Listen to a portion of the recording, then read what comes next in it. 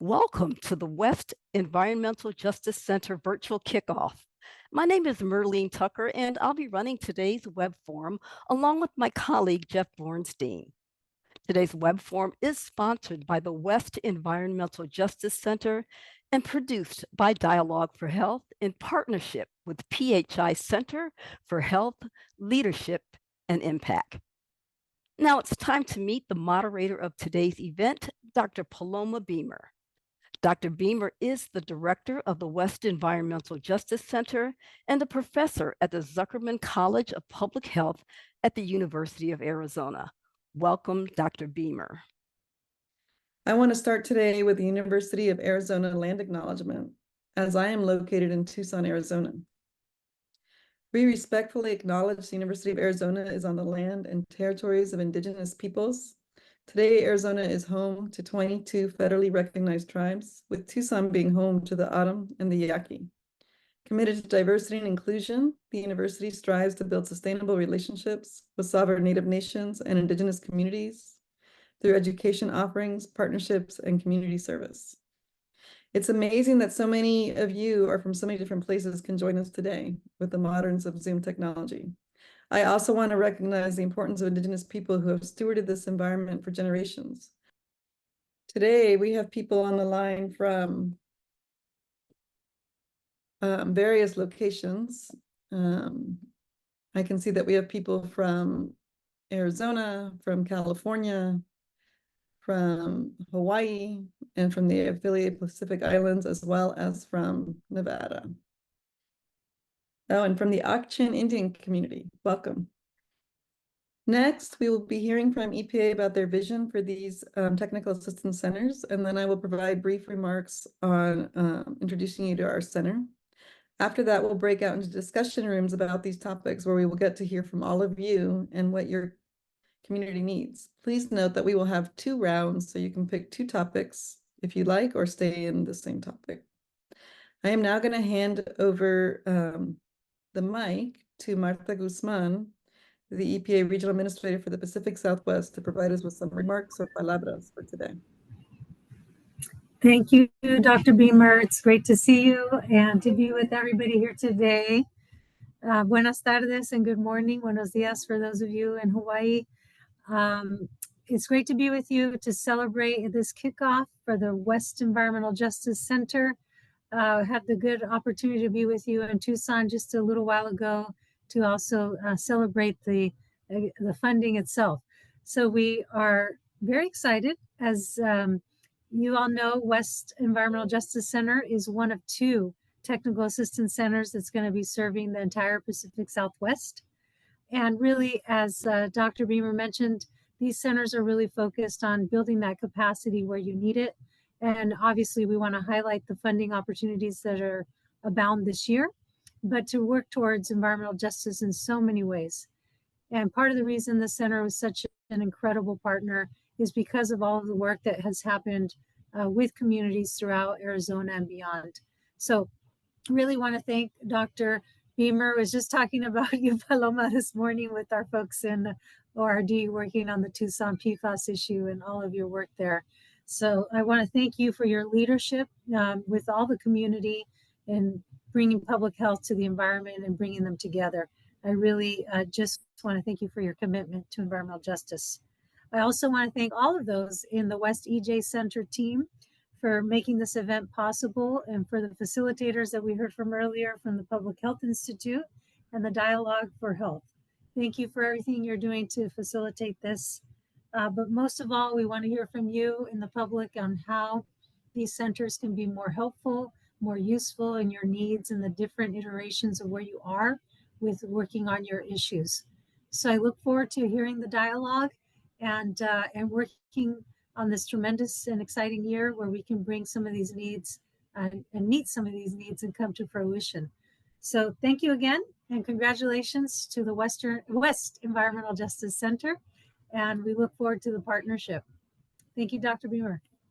Hello, everybody. Welcome. My name is Noemi Agajanian. Before we dive into the Thriving Community Technical Assistance Centers, or EJ TIC-TACs, let's talk a little bit about EPA. The EPA is the United States Environmental Protection Agency. It's a federal agency whose mission is to protect human health and the environment. Next slide, please. Here you see the 10 regions of EPA. We are in region 9 or R9. In this map, you can see that we cover Arizona, Nevada, California, Hawaii, tribes, and the Pacific Islands. Next slide, please.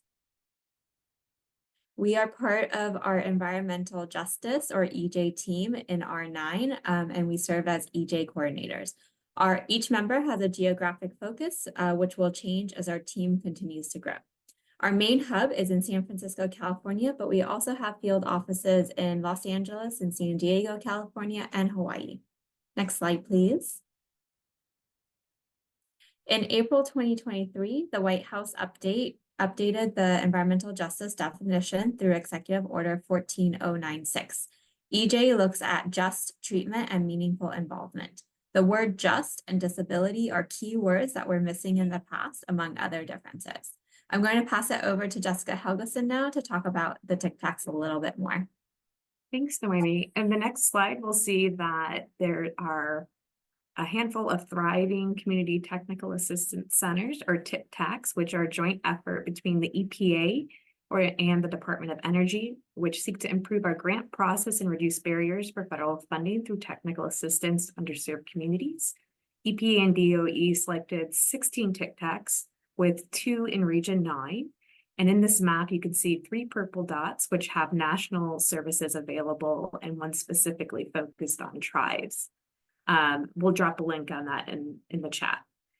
Today, we are celebrating a virtual launch of the Western Environmental Science Technical Assistance Center for Environmental Justice, or West EJ. In the next slide, we'll learn a little bit more of what that looks like. So again, these Tic Tacs are part of a federally led place-based technical assistance network called Thriving Communities Network, or TCN, to provide TA and capacity building resources to urban, rural, and tribal communities experiencing a history of economic distress and systemic disinvestment. Now, these Tic Tacs, which West EGA Center is a part of, are a part of this network, and they'll support TA like grants navigation, via one-on-one consultation for input and review, but they won't write an application, for example. They will also focus on environmental and energy justice analyses, community engagement and involvement with decision-making, among others. In the next slide, we'll see that there is the West EJ Tic Tac, as well as the Center for Community Energy and Environmental Center. So we encourage you to reach out to both Tic Tacs in Region 9, but today we are really celebrating and excited to talk about the virtual launch of the lovely West EJ Center. And we'll share links later on in the chat. So again, eligible recipients are noted on the next slide. All communities, in particular, underserved communities, community residents, nonprofit and grassroots organizations, local government and tribal entities, and on a case-by-case basis, small disadvantaged businesses. In the call for applications and NOFO, the full list will be there for who's applicable. In the next slide, we'll note that EPA has an environmental climate justice community grant programs with 4 pillars. One pillar is the technical assistance centers, which have launched. The second pillar focuses on EJ Thriving Community Grant Makers, which have been selected to help make grants more accessible through the federal government. The grant maker in Region 9 has been selected, the Social and Environmental Entrepreneurs, or C, and a call for proposals for subgrants are anticipated later this year. The third pillar we'll see are the EJ Collaborative Problem-Solving Grants and the EJ Government-to-Government Grants, which are focused on pilots and partnership programs with community-based organizations. The 2023 grant recipients have been selected.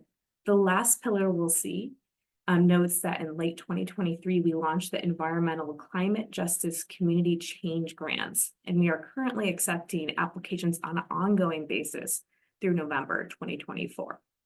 And lastly, just wanted to note that we are really excited to be here, and the EPA R9 EJ team has monthly community check-ins that you can join. The next one is February 3rd, 5:30 to 7, with a focus on the brownfields programs. It's a place to network with other CBOs, get EJ updates, and ask questions. And we have 2 listservs. These are on the next slide. If we can jump to the next one. And so we have listservs as well for the national and then the regional 9 listserv, and we'll drop these links in the chat. Thank you so much, and I'll pass it back over to Dr. Paloma Beamer, the director of West EJ. Thank you. Thank you. Next slide. So here at West EJ, our mission is to work as authentic partners with community towards environmental and energy justice by being a one-stop shop for free hands-on technical assistance and multifaceted training and other eligible forms of assistance and resources, and to support program participants, which are the entities that Jessica described as eligible for technical assistance. Next slide, please. Our guiding principles come from the environmental justice principles that were established at the first People of Color Environmental Leadership Summit in 1991. And with that, we are centering on the sacredness of Mother Earth, respect for multiple cultures and beliefs, decolonizing methods, and assuring self-determination and environmental justice for all. Next slide, please. So you'll see that our team is not just one entity. We are a large group, and we are using a hub and spoke model.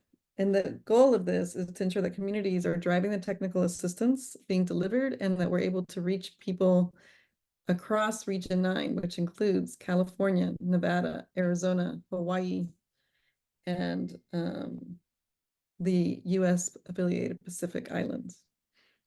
So our hub is the University of Arizona, and also includes the Sonoran Environmental Research Institute, as well as several entities within the University of Arizona. And here we collaborate with several entities that have a long history of community engagement, serving tribal communities, conducting public health training, and working towards environmental justice. And our spokes that help us deliver technical assistance locally in California, Nevada, and Hawaii, including Public Health Institute, that is our co-host here today. Next slide, please. We've organized our free hands-on technical assistance services into 3 areas. So one area is around grants navigation, where we provide online trainings, one-on-one through Zoom, or as well as through online training database. We also will have access to funding databases, or can help you look for funding opportunities once we know more about what you would like to do. And then we provide, like I said, hands-on assistance through Zoom for applying for and also managing the funding if you're lucky enough to be awarded and need to figure out how to actually do all the reporting requirements and the budgeting and all the things that happen after the fact. We also have a series of services that are geared towards increasing community leadership and community connection and helping build capacity across our communities. And these include community resource fairs that will be held throughout Region 9, so in all the locations I previously mentioned. We also will have a community champions cohort that people can apply to be part of for a year-long program, where they can develop a cohort together, get leadership training and training in other ways that they can have an impact in their community, for which there will be a stipend. We also have student internship program, where students from Region 9 can go back to serving community groups in Region 9 and be paid to do so, to work on environmental justice activities. So we're hoping that community organizations that are here today would let us know if they're interested in having a student intern, and if there's students present, please let us know if they're interested in that internship program. Finally, we recognize that one of the most important areas for increasing environmental justice is increasing public participation in the decision-making. So we will be providing training and resources and templates so that people can provide comments during public commenting period, join boards, and engage in public decision-making. Our other area of our free services is directly related to technical expertise. Again, we can work with you one-on-one to figure out what areas you need help in, such as if you want to measure a certain contaminant in the air, what would be the appropriate methods. We are also researching energy justice opportunities, because we understand that those are really different by region, by state, by wherever you are. We can provide statistical consultation and also assistance in conducting environmental justice analyses with many of those mapping tools that you may have already encountered. Next slide, please.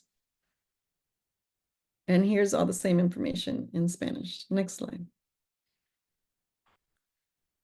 So we will now launch into our group discussions.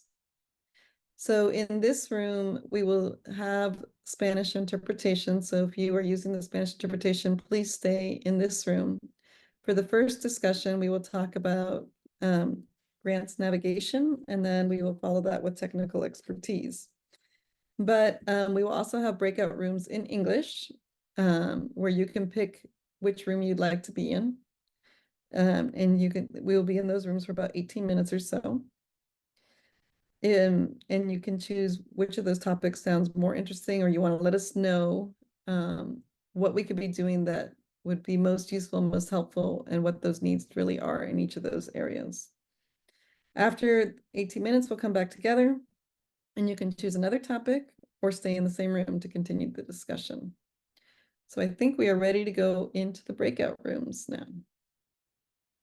We just want to say a big thank you. We know today was short and sweet, but we enjoyed talking with you. We're looking forward to hearing more from you. Please get in touch with us. We want to thank Dialogue for Health and Public Health Institute for providing us this venue today where we can meet with all of you. And here is our contact information. And please, I see there's a comment that's unclear how to apply for grants. Reach out to us, use that QR code, and we can help you work through those steps. Thank you, everybody, and we hope you have a great